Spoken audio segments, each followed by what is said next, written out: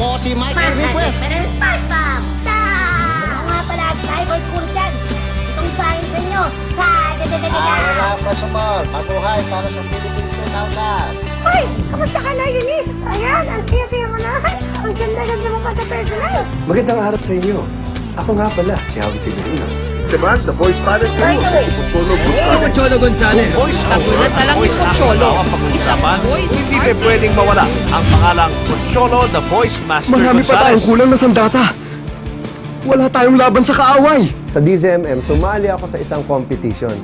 Ang title niya, Radyo. Hanggang sa naging dubber ako sa mga anime, telenovela, sa movie, radio ad. Hanggang sa lumawak na. Round 1, fight! Dubbing ay paglalapat ng boses o tinig sa mga dati nang nagawa sa ibang bansa, katulad ng mga Japanese anime. Kung voice-over at voice acting raw ang pag-uusapan, hindi pa pwedeng mawala ang pangalang Pocholo, the voice master Gonzales. Ang panggagaya ng boses, itinuturing ni Pocholo bilang sining o art.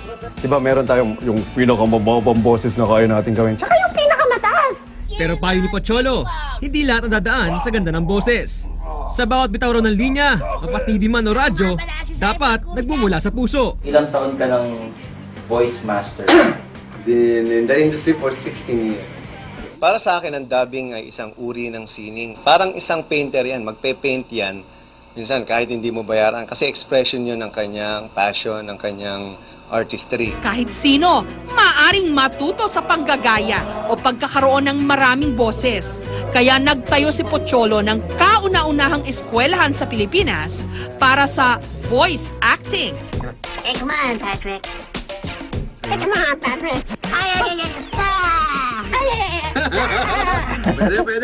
And I believe through creative voices, ay magkakaroon ng pagkakataon ng maraming kabataang Pilipino na mapasok ang industriyang to sa pamamagitan ng aming mga workshop. It's called Voice Works Basic Voice Acting Workshop.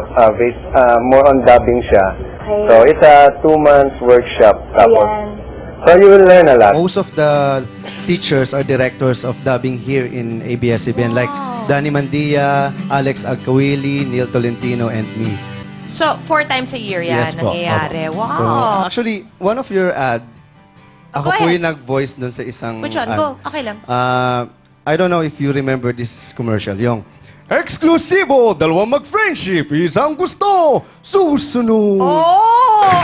Galing ni Pocholo! Hirap nun, ha? Galing mo. Nice to have you on the show, Pocholo. Thank you.